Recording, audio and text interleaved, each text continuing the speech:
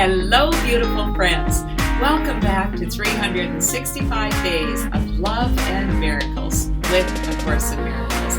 My name is Arlene Geres, and I am so glad that you are here. Please remember to listen right until the very end, because we have a special treat for you. And if you enjoyed today's video, please click like and subscribe down below, because this helps others to find us on YouTube. Today's lesson is lesson number 135. If I defend myself, I am attacked. Today's lesson is Giant Stride. It is one of the most valuable lessons that I've ever encountered in the entire course.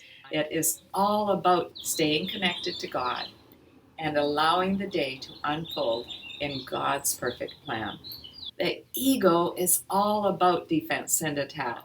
This is certainly how I lived my life for many years. I felt that I had been badly treated as a child. I started to go into defense and attack at a very young age. Growing up with three brothers, sometimes you need to be pretty defensive. The unfortunate part is that I carried that into my adulthood and continued on with raising my children. I didn't know any other way. This is one of the most valuable things that I have learned in A Course in Miracles. When we lay down our weapons, then other people just naturally lay theirs down as well. If we have people in our lives who are especially difficult, who perhaps treat us very badly, then we certainly do not have to spend any time around them. We can love them from a distance. Let's read this beautiful lesson together. I do want to caution you, it is the longest lesson in the book. So you might want to sit down with a cup of tea and allow these words to really sink into your spirit. If I defend myself, I am attacked. Let's read the lesson. Who would defend himself unless he thought he were attacked, that the attack were real, and that his own defense could save himself? And herein lies the folly of defense. It gives illusions full reality and then attempts to handle them as real. It adds illusions to illusions, thus making correction doubly difficult. And it is this you do when you attempt to plan the future, activate the past, or organize the present as you wish. This is saying hands off. Let go of the past. Don't worry about the future. Let the moment unfold exactly as God wants it to. Get out of the way. I love the part where it says when we are in this defense attack cycle, it is a self-perpetuating cycle. We build illusions upon illusions. We pile them high, and now we can't even see what we were originally fighting over. That has happened to me many times in the past. I'm so grateful to not live like that anymore. Let's keep reading. You operate from the belief you must protect yourself from what is happening, because it must contain what threatens you. A sense of threat is an acknowledgement of an inherent weakness, a belief there is a danger which has power to call on you to make appropriate defense. The world is based on this insane belief, and all its structures, all its thoughts and doubts, its penalties and heavy armaments, its legal definitions and its codes, its ethics and its leaders and its small g gods, all serve but to preserve its sense of threat. For no one walks the world in armature, but must have terror striking at his heart. Could you imagine if the whole world could embrace A Course in Miracles? We would all lay down our guns. We would not need to be so worried about protecting ourselves that we have to layer on the armor. We have to put not only locks on our doors, but bars on our windows to keep the bad guys out. I am not suggesting that you throw your doors open and welcome anyone and everyone into your home. That is not what this lesson is saying. But it is saying that the words that we say, what we post on social media, even what we talk about amongst each other, these can be full of attack words, and thus we perpetuate the cycle. I am so grateful that this lesson is showing us how to change that. Let's keep reading. Defense is frightening. It stems from fear, increasing fear, as each defense is made. You think it offers safety, yet it speaks of fear made real and terror justified. Is it not strange you do not pause to ask, as you elaborate your plans and make your armor thicker and your locks more tight, what you defend and how and against what? Let's ask ourselves these questions. A Course in Miracles says that there are only two states of being. We are either in fear or we are in love. When we are in fear, all of our behavior is a cry for love. Let's think about this. Any time that we're caught up in defense and attack, are we not wanting the other person to love us, to stop their behavior, and just appreciate and hear us and love us? When we recognize that we are caught up in the defense attack cycle, we can stop, step back, and ask ourselves these questions. What is it that I am defending against? What am I so upset about? What am I afraid of? You may want to journal on this. These are very important questions. Let's read on. Let us consider first what you defend. It must be something that is very weak and easily assaulted. It must be something made easy prey, unable to protect itself, and needing your defense. What but the body has such frailty that constant care and watchful deep concern are needful to protect its little life? What but the body falters and must fail to serve the Son of God as worthy host? When our identity is wrapped up in these bodies, we believe that we have to protect them. They're very fragile. We're easily hurt. That's not only true about our outside, but probably even more true about our inside, our feelings, our emotions. Most of us have been deeply hurt, particularly as children. And so we pull back. Our ego puts on the armor, and we protect ourselves from further hurt. The problem with that is that we close our hearts. And when we close our hearts, we not only close it to pain, but we also close it to love. A Course in Miracles is saying, lay it down. You are safe now. You can rest in the arms of God. You don't need that armor now. Take it off. Open your heart to God's love. Let's read on. Yet it is not the body that can fear, nor be a thing of fear. It has no needs but that which you assign to it. It needs no complicated structures of defense, no health-inducing medicine, no care, and no concern at all. Defend its life, or give it gifts to make it beautiful, or walls to make it safe, and you but say your home is open to the thief of time, corruptible and crumbling, so unsafe it must be guarded with your very life. Now, this is not to say that we don't go to the doctor when we're sick, or we don't take the medicine that the doctor prescribes to us. What it is saying is that we cannot place all of our value in these bodies. We want to put our value in God's world. We want to see that God is taking care of everything. Let's keep reading. Is not this picture fearful? Can you be at peace with such a concept of your home? Yet what endowed the body with the right to serve you thus except your own belief? It is your mind which gave the body all the functions that you see in it, and set its value far beyond a little pile of dust and water. Who would make defense of something that he recognized as this? I've never thought of my body before as a little pile of dust and water. But indeed, that is what these bodies are. Our spirits will go on and live forever, but these bodies will one day be laid aside. We won't need them anymore, and they will literally be but dust and water. So let's stop placing our value there. Let's recognize that our eternal souls are where it's at. This is where our true value lies. When we do these lessons and we do the practices, we are more and more strengthening this awareness of the truth of who we are as God's beloved children. Let's read on. The body is in need of no defense. This cannot be too often emphasized. It will be strong and healthy if the mind does not abuse it by assigning to it roles it cannot fill, to purposes beyond its scope, and to exalted aims which it cannot accomplish. Such attempts, ridiculous yet deeply cherished, are the sources for the many mad attacks you make upon it, for it seems to fail your hopes, your needs, your values, and your dreams.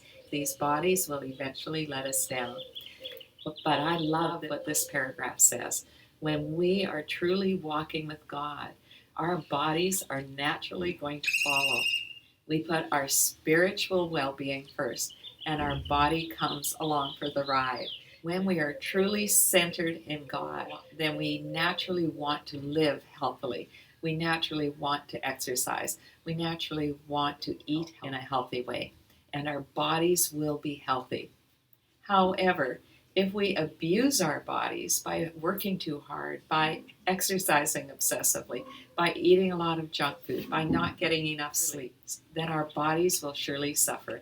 Let's keep reading. The self that needs protection is not real. The body, valueless and hardly worth the least defense, need merely be perceived as quite apart from you, and it becomes a healthy, serviceable instrument through which the mind can operate until its usefulness is over. Who would want to keep it when its usefulness is done? When our bodies are starting to fail us, when they can no longer carry our souls around in a useful way, then surely we will want to lay them aside. Just like when our car is an old wrecked up jalopy and we want to trade it in for our new one, the day will come where we will surely lay these bodies aside and we will continue on in glorious freedom as perfect consciousness. Let's keep reading. Defend the body, and you have attacked your mind, for you have seen in it the faults, the weaknesses, the limits, and the lacks from which you think the body must be saved. You will not see the mind as separate from bodily conditions, and you will impose upon the body all the pain that comes from the conception of the mind as limited and fragile, and apart from other minds, and separate from its source. Let's talk about it. Any time that we go into defense, we are attacking our own minds. This is all of the ego. In order to be in the attack-defense cycle, we have to be in ego. We completely lose sight of the idea that we are all God's beloved children. When we do this, we are imposing the pain upon ourselves. Aren't you glad that we don't have to do that anymore? Let's keep reading. These are the thoughts in need of healing, and the body will respond with health when they have been corrected and replaced with truth. This is the body's only real defense. Yet, is this where you look for its defense? You offer it protection of a kind from which it gains no benefit at all, but merely adds to your distress of mind. You do not heal, but merely take away the hope of healing, for you fail to see where hope must lie, if it be meaningful. When we're caught up in the attack-defense cycle, we lose all hope, because there is no way out.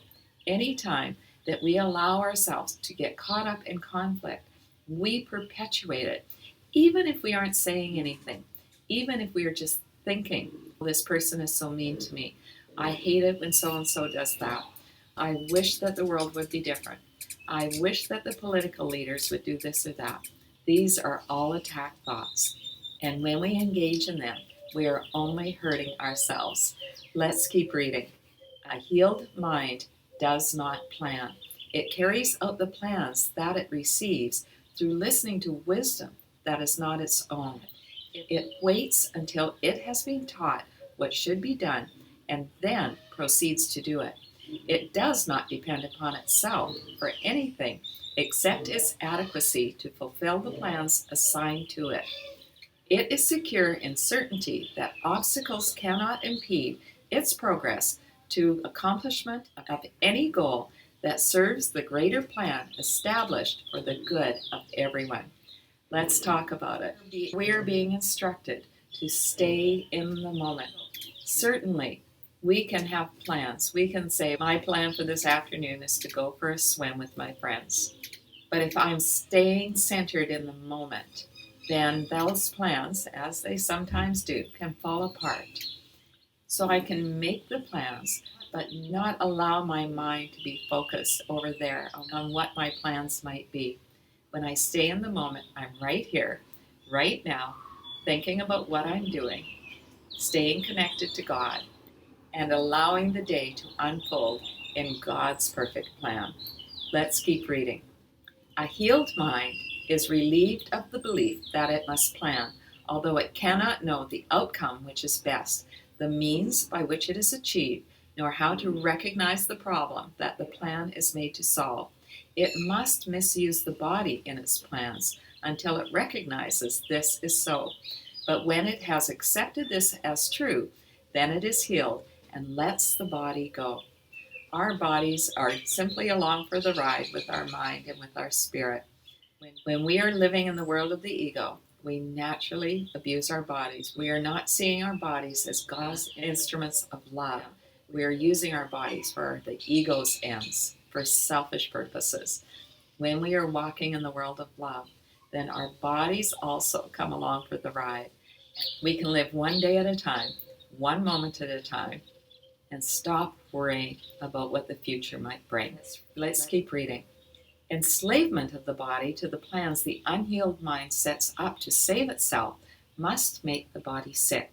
It is not free to be the means of helping in a plan which far exceeds its own protection and which needs its service for a little while.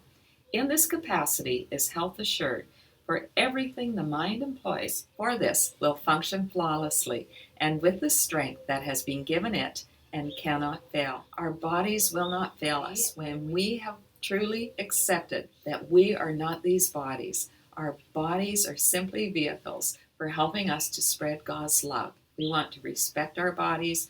We want to appreciate our bodies. Certainly, we want to take good care of our bodies. And then our bodies will serve us well. We want to give our plans to God and stay in the moment. It is perhaps not easy to perceive that self-initiated plans are but defenses, with the purpose all of them were made to realize. They are the means by which a frightened mind would undertake its own protection at the cost of truth.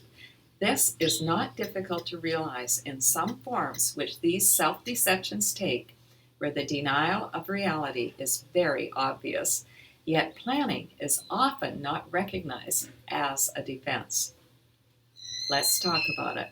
As a therapist, I often work with people who suffer from anxiety. Highly anxious people need to plan everything to the nth degree. And when things don't work out, then this triggers their anxiety and they can go into a full-on panic attack. Life often does not work out the way that we plan.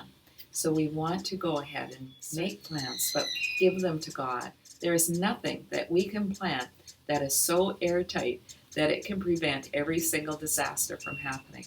So if this is you, then you're somebody who needs to plan everything very, very carefully. You may want to do some journaling on this.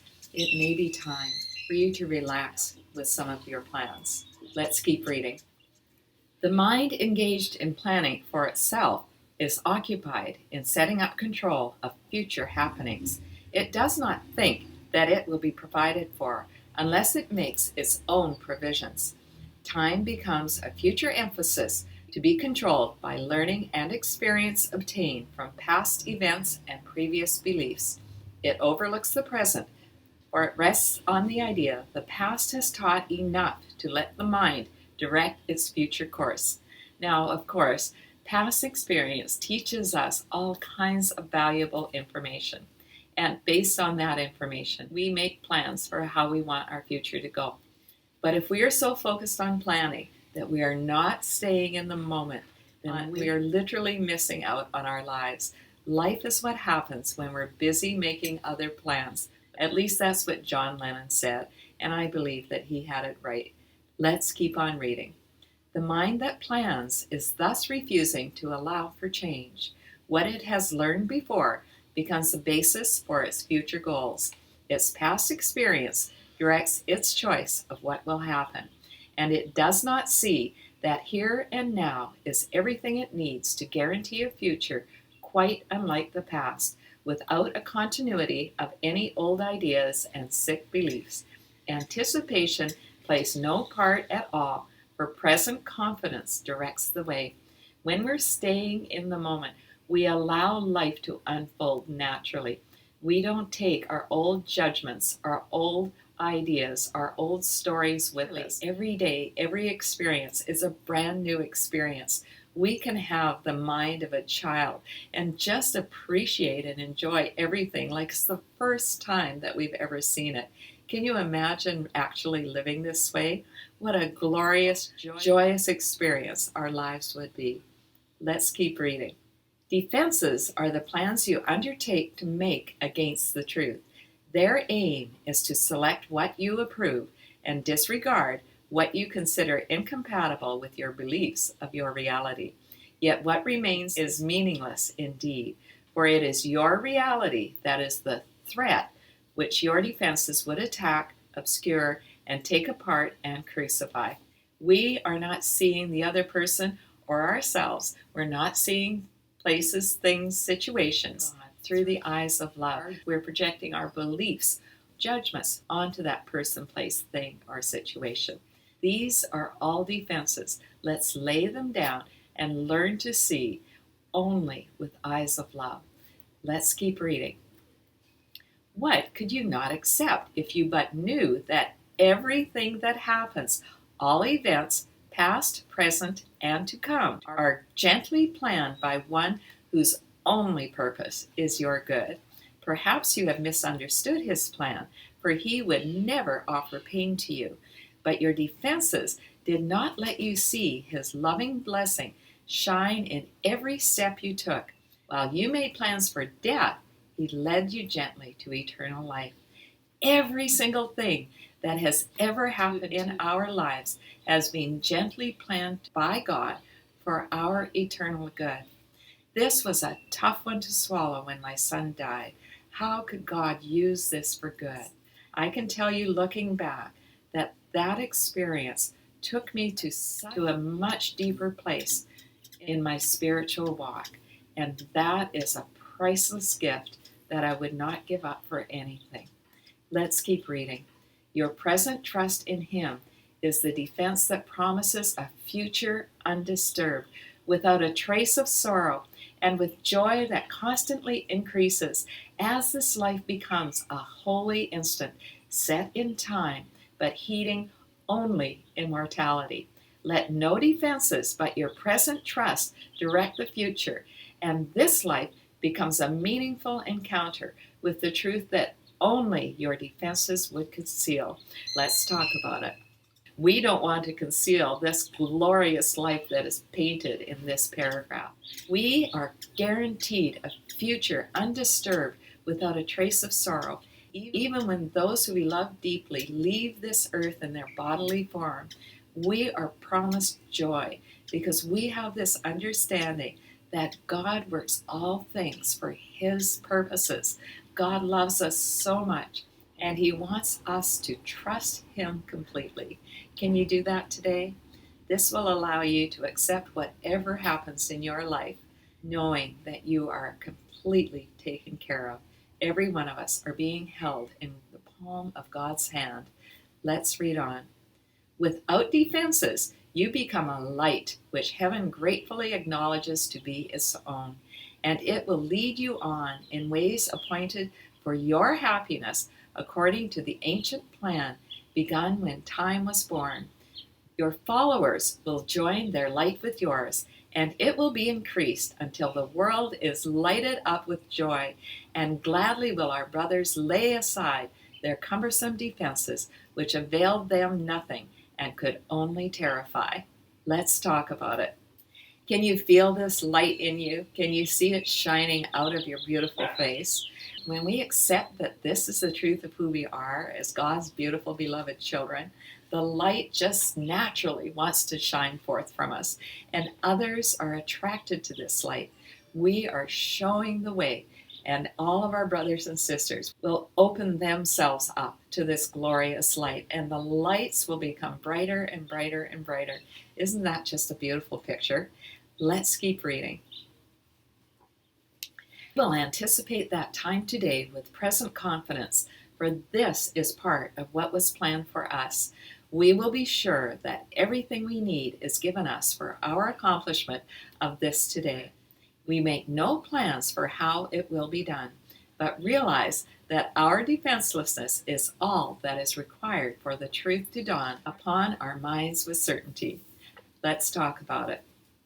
Everything we need is given us for this accomplishment. God provides the strength. God provides the way. We just need to trust in that.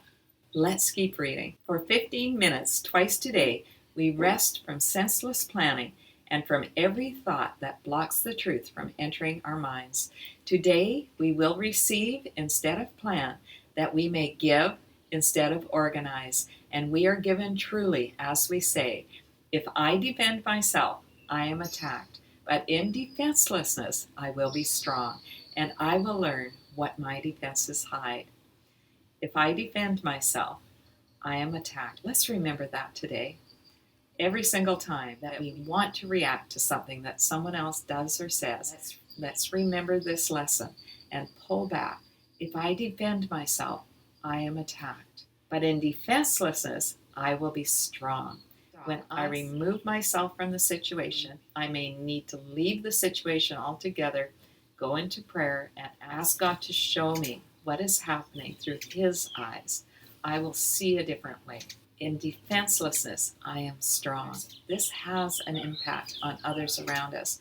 When they see that we're not going to enter into the defense attack cycle, they will also, in time, lay down their arms.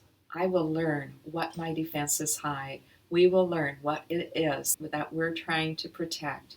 What is this scared little person inside of here? What is that about? We don't need to be afraid of anything anymore. Let's keep reading. Nothing but that. If there are plans to make, you will be told of them. They may not be the plans you thought were needed, nor indeed the answers to the problems which you thought confronted you, but they are answers to another kind of question, which remains unanswered yet in need of answering until the answer comes to you at last. Instead of making our own plans, let's just go with God's plans. I like to ask in my morning prayers, Dear God, where would you have me go? What would you have me do? What would you have me say and to whom? I surrender all my plans to you, and then just let the day unfold. When we are walking in the will of God, we know that they will unfold exactly the way that they're meant to. The beautiful thing about this is when the plans that we thought was going to happen doesn't, we know that it is happening because God has a better idea. I say that all the time whenever something happens. God has a better idea. God has a better plan. Let's just go with it. Let's relax and enjoy the journey. Let's keep reading. All your defenses have been aimed at not receiving what you will receive today. And in the light and joy of simple trust, you will but wonder why you ever thought that you must be defended from release. Heaven asks nothing. It is hell that makes extravagant demands for sacrifice. You give up nothing in these times today. When undefended, you present yourself to your Creator as you really are. Let's talk about it. When we are able to relax into God's plans, to not worry about it when things don't unfold the way we think they should, then we are opening ourselves up to the delight and the mystery and the surprise of what might come along. What a great way to live. Let's keep reading. He has remembered you. Today we will remember Him. For this is Easter time in your salvation, and you rise again from what was seeming death and hopelessness. Now is the light of hope reborn in you, for you come without defense to learn the part for you within the plan of God. What little plans or magical beliefs can still have value when you have received your function from the voice for God Himself. Let's talk about it. Whatever plans we have are meaningless. God's plans are always so much better. And when we relax into them, we are going to have nothing but a completely joyous life. Isn't that exciting? Hallelujah. We have risen from the depths of despair, heartbreak, and loneliness that the ego holds us to, that the attack-defense cycle keeps us stuck in. We have risen indeed.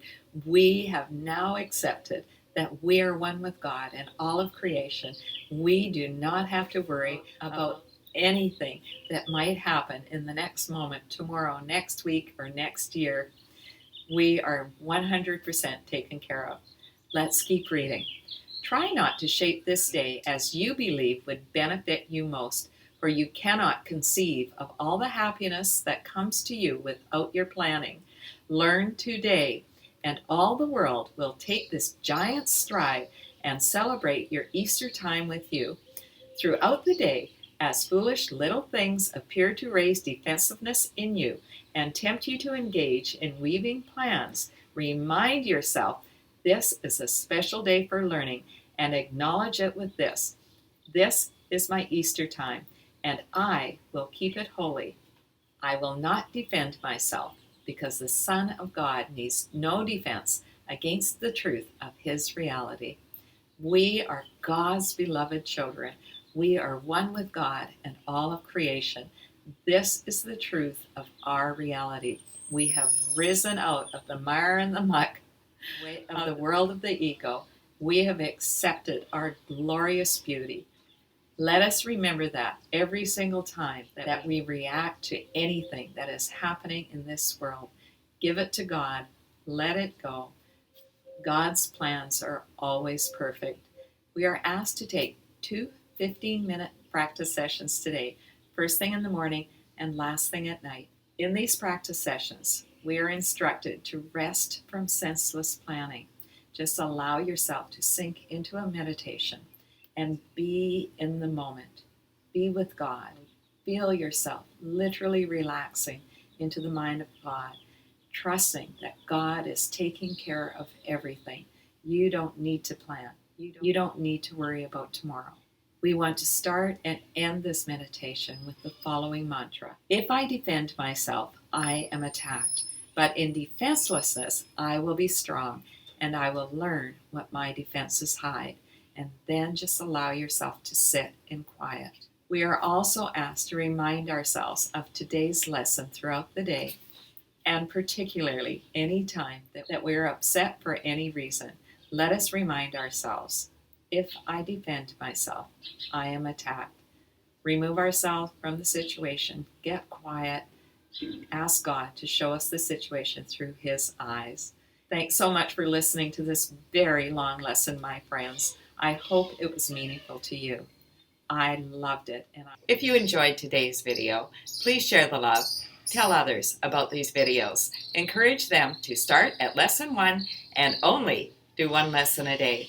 Are you ready for our special treat? Here we are in Tonala. Beautiful mural. Music playing in the background. Life is good. I love you. If I defend myself, I am attacked. Have a defenseless day, my friends. I love you.